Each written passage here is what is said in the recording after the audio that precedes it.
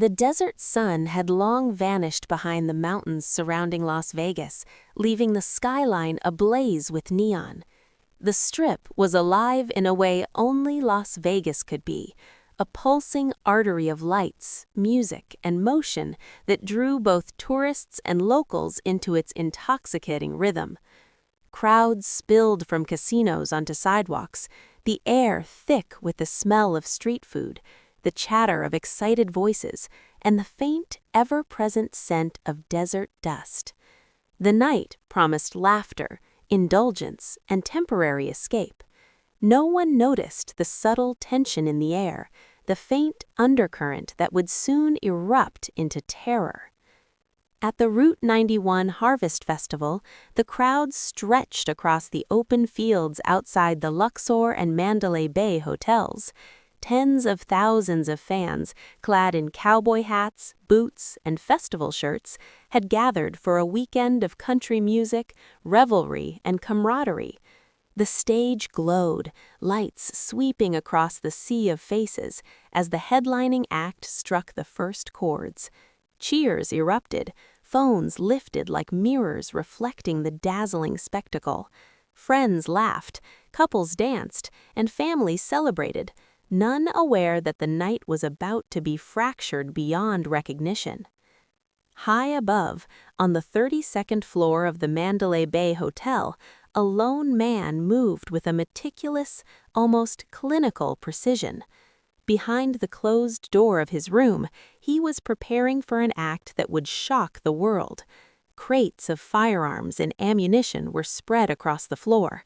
Each weapon was examined, cleaned, and loaded. Every detail, from the placement of cameras to the angle of the windows overlooking the festival grounds, was accounted for. The room, quiet and ordinary to any passerby in the corridor, held a tension so profound it seemed to hum in the air. The contrast between the chaos below in the festival and the cold calm above was stark, almost cinematic, a harbinger of the storm to come. On the streets below, families settled into the rhythm of the evening. Food trucks lined the festival perimeter, sending waves of warm aromas into the cool night air. The scent of barbecue and fried delicacies mingled with the crispness of desert air. Vendors called out, hawking merchandise, beer, and souvenirs.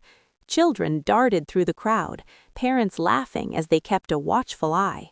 The music thumped through the ground, a heartbeat that matched the energy of the city itself. For a moment, everything seemed perfect, carefree and endless. But small signs of tension began to ripple through the crowd. A few people glanced at the hotel above, noting the windows that glimmered like 1,000 tiny eyes. Security personnel moved through the crowd with practiced vigilance, checking bags and scanning faces, unaware that the true threat was so high above, out of reach and out of sight. Amid the festive atmosphere, the ordinary patterns of life, laughter, dancing, cheers, moved obliviously forward, blind to the danger looming above. In the hotel room, the man paused to survey his work. Every window facing the festival had been mapped and monitored. He adjusted his equipment, checking angles and sightlines. Outside, the music swelled, and the crowd's collective energy reached a peak figure. Thousands of voices sang along, hands in the air, cameras flashing. A single person, small in the vastness of the gathering, could never have imagined the horror that would descend in the next few hours. Below, festival-goers captured moments to remember forever. A group of friends danced in the grass, their laughter carried away on the desert wind. Couples held hands, swaying to the rhythm, their faces lit by stage lights. Vendors smiled, their voices hoarse from hours of shouting over the music. The night was alive with human energy, a mosaic of joy, spontaneity, and connection. Each person, each laugh, each cheer would soon be etched into memory in a way no one could have anticipated. As the evening progressed, a subtle change in the air went unnoticed by most. The crowd thickened, bodies pressed closer together. Music from the main stage and side stages collided, creating a symphony of overlapping sound that added to the exhilaration. Drinks flowed, laughter multiplied, and yet, for some, a faint sense of unease began to creep in. It was the kind of unplaceable feeling one might dismiss, a shadow at the edge of awareness, easily ignored amid the brilliance of lights and music. High above, the man's preparation was nearly complete.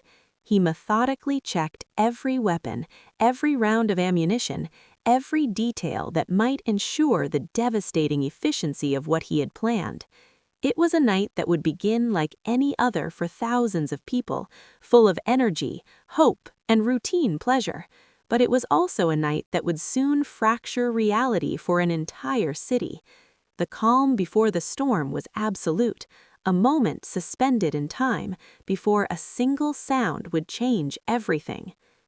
On the festival grounds, the crowd's energy peaked with the first song of the evening. Smartphones lit up like fireflies in the desert night, faces illuminated in fleeting moments of joy.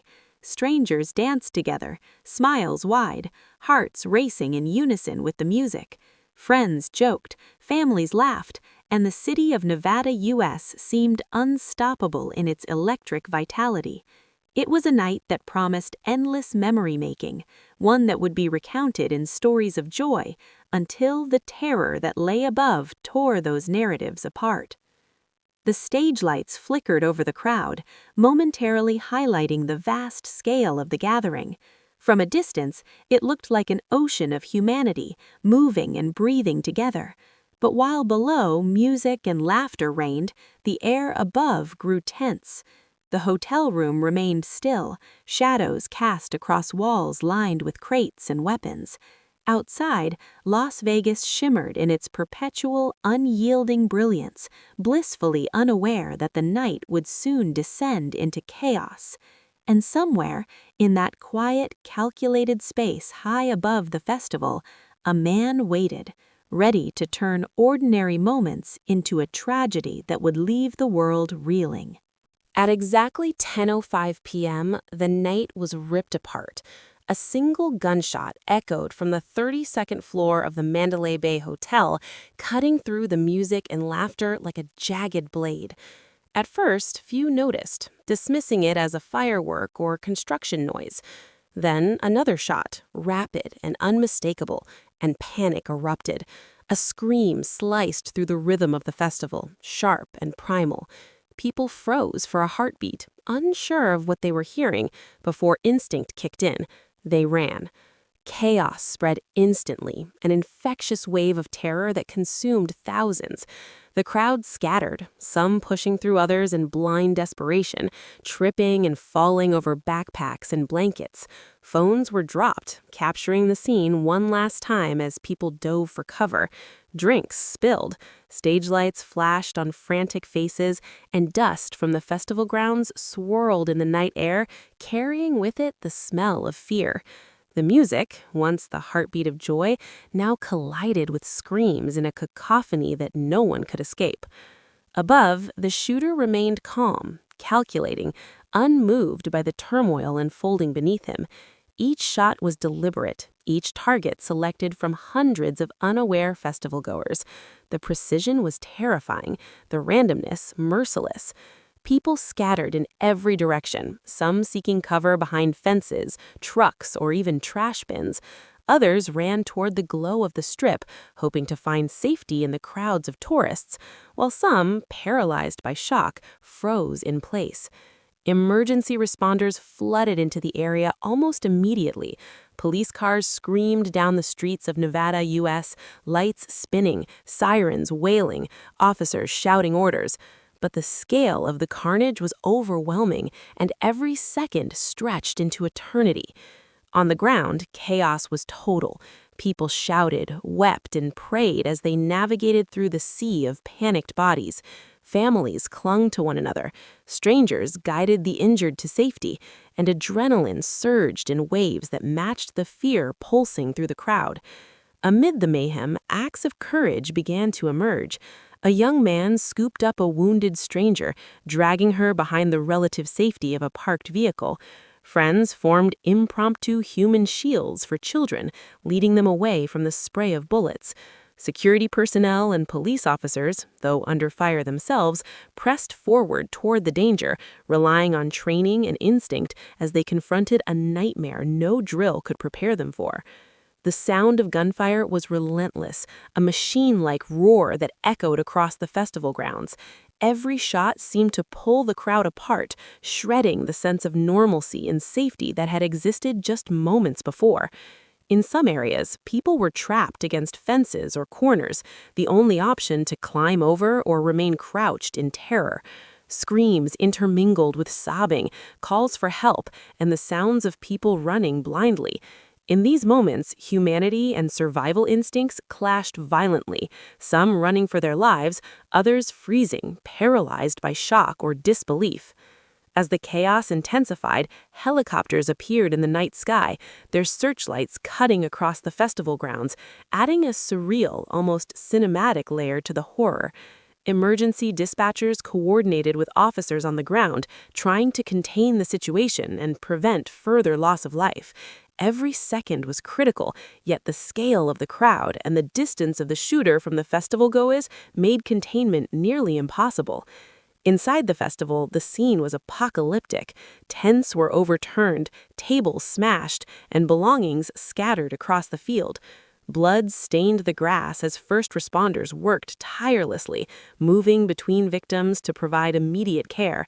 The air was thick with smoke, dust, and the metallic tang of fear. Every heartbeat, every movement was a reminder of how fragile life had become in a matter of minutes. Families searched frantically for their loved ones. A mother called out for her son, her voice cracking as tears streamed down her face. Friends shouted names across the crowd, praying for a response, for a sign of life. Amid the terror, small acts of humanity shone like beacons. Strangers offered water, blankets, or comfort, sometimes at the risk of their own lives. These moments, fleeting but profound, highlighted the resilience and compassion that persisted even in the darkest hours. In the distance, the festival stage continued to pulse with light, a grim juxtaposition to the horror unfolding around it.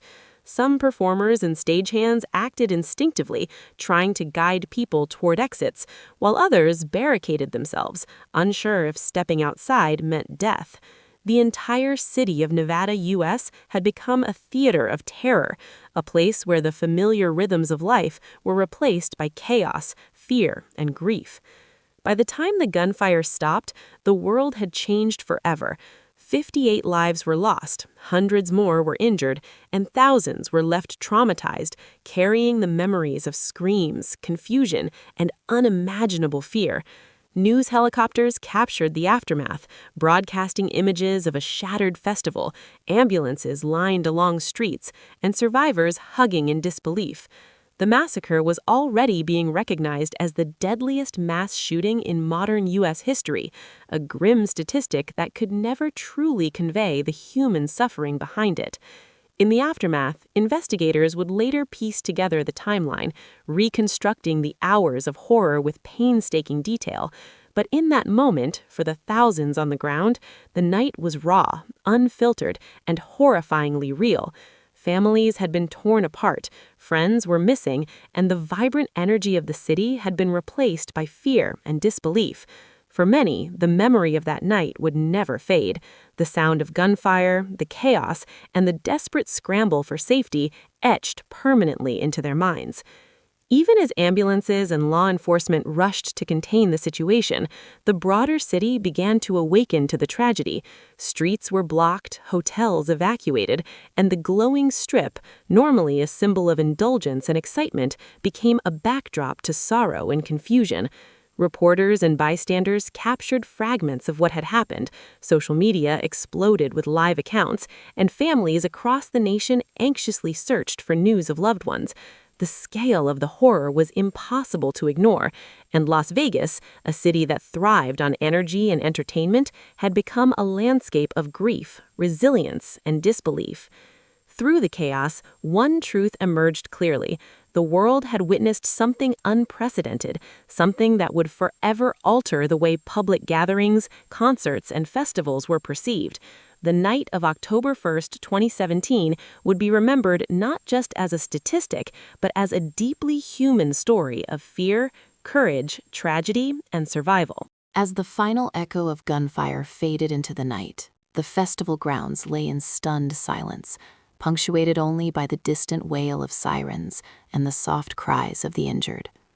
Las Vegas had been transformed in an instant. Where moments ago there had been laughter, music, and celebration, there was now chaos, confusion, and grief. People staggered through the debris-strewn field, some supporting the wounded, others scanning frantically for friends and loved ones. Shock hung over the scene like a heavy fog, mingling with the acrid scent of gunpowder and the metallic tang of blood. Amid the horror, courage emerged in unexpected forms. A group of strangers worked together to carry a young woman who had been struck in the leg behind a security truck. Each movement was agonizingly slow, every second a test of endurance and nerve, but they pressed on, driven by the singular goal of keeping her alive.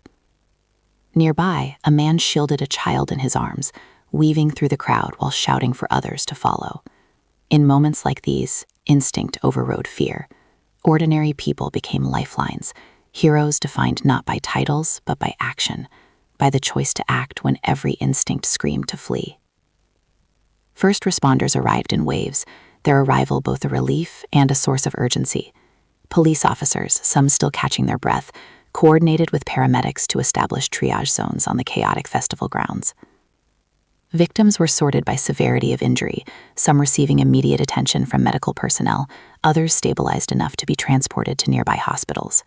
The scale of the scene was staggering. Dozens of ambulances lined streets outside the festival, their flashing lights painting the desert night in blue and red.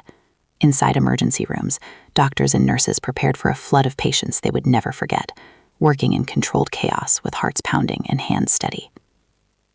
Families ran in terror, searching for loved ones among the throngs of survivors. A mother screamed her daughter's name, her voice cracking with panic. Nearby, a father frantically waved a flashlight, calling for his wife and child. Strangers joined in, the crowd united by desperation, each person hoping for a sign of life, a glimpse of someone they knew.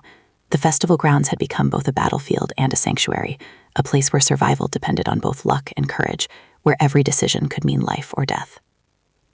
Among the chaos, stories of heroism multiplied. A man who had been injured himself crawled toward others in need, dragging bodies behind barricades to protect them from further danger. Security guards who had moments before been overwhelmed by fear now directed fleeing festival-goers towards safe zones, their calm voices cutting through screams and panic. In tents set up for first aid, nurses worked tirelessly, applying bandages, administering morphine, and offering comfort to those too young or too terrified to understand what had happened. Despite the acts of courage, the scale of the tragedy was undeniable. By morning, Las Vegas had counted 58 lives lost, over 800 injured, and thousands traumatized. For each number, there was a story: a young couple torn apart mid-dance, friends who had come together for a night of music never to return home together, children who would remember screams instead of songs. Every survivor carried with them the memory of running through chaos, the sound of bullets, the faces of strangers both helping and fleeing. The city itself bore scars invisible to the eye, but etched deeply into the collective consciousness.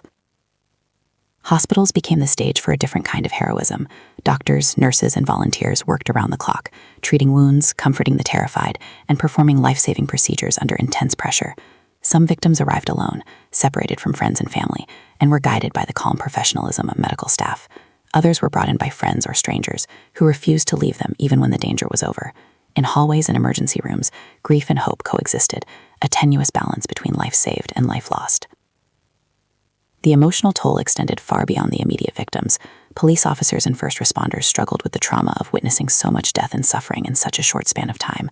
Citizens who had fled the scene experienced nightmares, anxiety, and survivor's guilt. Social media became both a tool and a torment.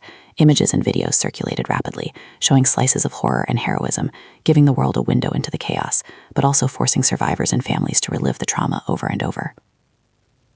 Yet, amid the heartbreak, the strength of humanity was undeniable. People reached across differences of age, background, and circumstance to help one another. A man who had been injured himself shared his water bottle with a fellow survivor. A nurse comforted a young child too terrified to speak. Strangers offered rides, shelter, or food to those displaced by the event. These moments, small yet profound, reminded everyone that even in the most horrific circumstances, compassion could prevail. By sunrise, the festival grounds had been transformed once again, no longer a place of music and joy, but a field of remembrance and resilience. Makeshift memorials began to appear: flowers, candles, photographs, and notes left by those who had survived and those who mourned.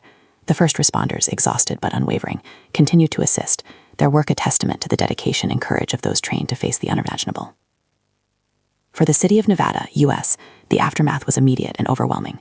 Streets were lined with media vans, news anchors reporting live as officials provided updates. Families clutched one another in fear and relief, some finally finding loved ones after hours of frantic searching. Support systems mobilized, from mental health counselors to local community groups, understanding that healing would not come overnight. Even as tragedy dominated the night's narrative, stories of hope and heroism persisted. Festival goers shared accounts of neighbors shielding strangers, friends guiding the injured to safety, and ordinary people acting with extraordinary bravery. These accounts would later serve as a counterbalance to the horror, illustrating the indomitable spirits of humans when faced with life and death circumstances. Ultimately, Part 3 of this story captures a dual reality: the sheer horror of the attack and the profound courage that emerged in its wake. While the night of October 1st, 2017, would forever mark a dark chapter in U.S. history, it also became a testament to the resilience of individuals and the collective strength of a community responding to incomprehensible tragedy.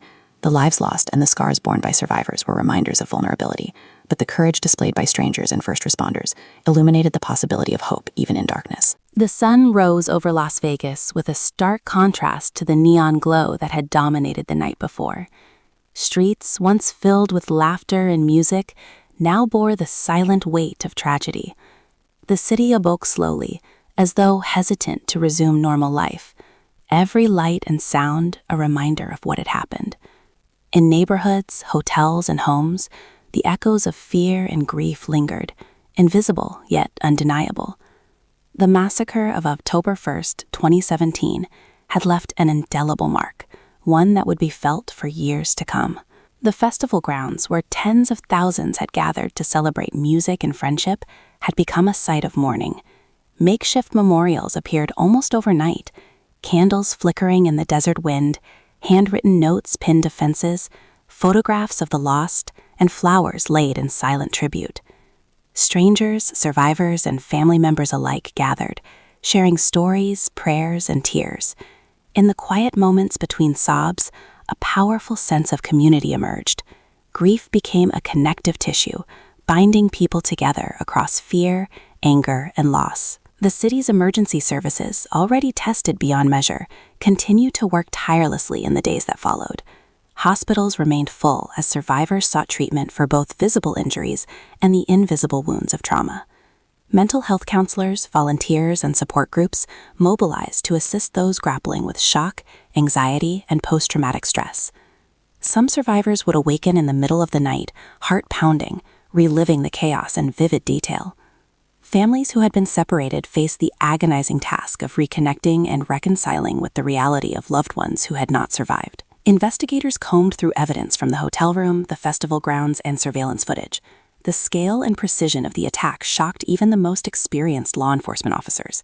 Motives remained unclear, leaving a lingering sense of unease. Questions that had no answers consumed the public imagination, and conspiracy theories and speculation began to circulate alongside official reports. While these discussions played out in the media, those most affected focused on immediate concerns: recovering from trauma, finding lost friends and family, and honoring those who had been lost. Vigils sprang up across Nevada, U.S., and beyond. Communities lit candles in quiet remembrance, holding hands and offering words of solace. Speeches and moments of silence honored the 58 lives taken, while applause and cheers celebrated the courage and resilience of those who had survived. These gatherings were more than ceremonies. They were acts of defiance against fear, statements that life, compassion, and unity could persist even in the shadow of horror. The tragedy reverberated across the nation. News outlets covered every detail, while social media became a conduit for grief, solidarity, and awareness. People from every state and country shared messages of support, offering condolences to the victims and their families. Donations poured in to help cover medical bills, funeral expenses, and counseling services. The event became a somber reminder that public safety, mental health, and community preparedness were issues that demanded national attention. Yet, amid sorrow and reflection, stories of human resilience and courage continued to emerge. Survivors recounted strangers guiding them to safety, first responders risking their lives to save others, and friends sacrificing themselves to protect those they loved. These stories were shared widely, offering glimmers of hope and reminding the world that even in the darkest moments, acts of kindness and bravery could shine. Communities organized volunteer efforts to help the injured, support families, and rebuild both physically and emotionally from the devastation. The long-term impact on Las Vegas was profound. Festivals, concerts, and public events adopted new safety measures, from stricter security protocols to emergency response planning. Hotels and venues reevaluated evacuation plans, access points, and surveillance systems. While the city refused to be defined by fear, the lessons of that night reshaped the way public gatherings were approached, blending celebration with vigilance. For the survivors, healing was a journey without a clear endpoint. Some carried scars visible to the eye, while others bore psychological wounds invisible to anyone but themselves. Support networks became lifelines. Friends who had survived alongside them, counselors who helped process trauma, and strangers who had offered shelter, comfort, or reassurance. Each story of survival was layered with grief, but also with determination, a refusal to let fear dictate the future. Memorials were erected in honor of the victims, tangible reminders of lives lost and the need to remember. Families who had lost loved ones gathered regularly, sharing stories, photographs, and personal reflections. School groups, local organizations, and community leaders participated in commemorations, ensuring that the memory of those lost would endure across generations. These rituals of remembrance served as both mourning and resistance, a statement that even in the face of senseless tragedy, life, memory, and community endure. The massacre also sparked national conversations about gun violence, public safety, and emergency preparedness. Policymakers, advocacy groups, and citizens engaged in debates about security, mental health, and the protection of large gatherings. While consensus was difficult, the discourse itself underscored the importance of reflection and action, ensuring that the lessons of that night would not be forgotten. Through it all, Nevada, U.S. showed resilience. Streets reopened, hotels welcomed tourists once more, and festivals returned with a cautious optimism. Yet beneath the glitz and the lights, the city carried the memory of October 1st, 2017, as a quiet, persistent shadow. It was a reminder that joy and tragedy often exist side by side, and that the strength of a community is measured not by the absence of hardship, but by its response to it. The massacre would forever remain the deadliest in modern U.S. history, a benchmark of human vulnerability in public spaces. But beyond statistics, it was a story of life interrupted, courage revealed, and compassion that persisted even in the chaos. Survivors carried forward, not only with grief, but with determination, to honor the fallen, to support one another, and to ensure that the night's lessons would shape the future. As night fell once again over Nevada, U.S., the city was quiet, reflective, and enduring. Lights shimmered along the strip, a familiar glow now tinged with remembrance. Somewhere, survivors and families lit candles, whispered prayers, and held each other close. In homes, hospitals, and memorials, life continued, scarred, vigilant, and resilient. The city had been tested, and while the memory of that night would never fade, so too did the courage, solidarity, and humanity that had emerged in its wake. October 1st, 2017 would always be remembered as a night of unimaginable loss, of heroism and heartbreak, and of a community that refused to be broken. For Las Vegas and for the nation, the tragedy served as both a warning and a testament that even in darkness, hope, courage, and human connection endure, illuminating the path forward in ways that numbers and headlines could never fully capture.